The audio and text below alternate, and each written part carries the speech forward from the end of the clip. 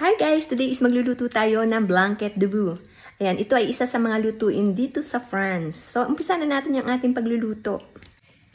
Ito yung ating veau. Ayan, so hiniwa ng pakudrado.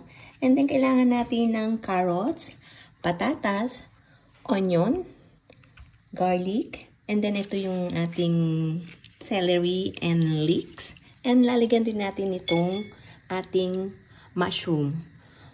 At lastly is lalagyan natin itong konting acidity ng lemon. So, start na natin.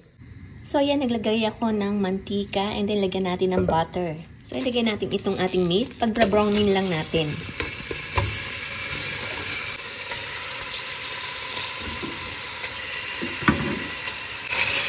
Ayan, hali-haliin lang natin hanggang sa mag-brown lang itong ating meat. So, itong ating sibuyas is lagyan natin ng clove de rose. Ayan, ito. Yung para siyang pako. Tusok lang natin.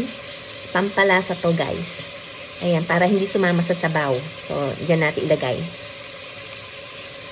Ayan, nilagyan ko lang siya ng 3 piraso. So, ayan, nagbago na yung kulay ng ating meat. So, lagyan na natin ng harina. Ito yung magsisilbing pampalapot. So, ayan, nagka-caramelize na siya. Ayan, so, kuskusin lang natin. And then, lagyan na natin ng sabaw. Ayan.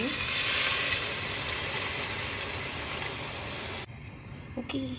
Ayan, ilagay na natin yung ating sibuyas na may clove de rose. Ayan. And then, ilagay na natin itong ating garnish.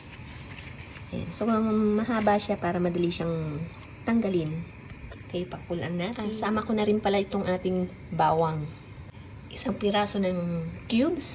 Ayan. So, para manuot sa pinapakuluan natin yung mga lasa, mga sahog natin. So, ayan, pinigana natin yung bawang.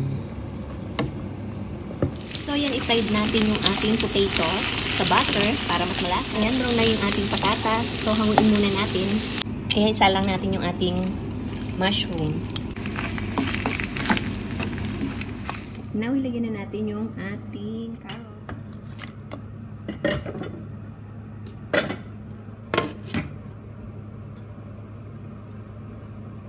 And then, ang mushroom.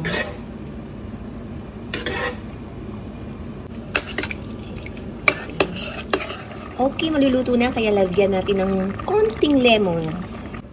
Ayan, sumalapot na siya.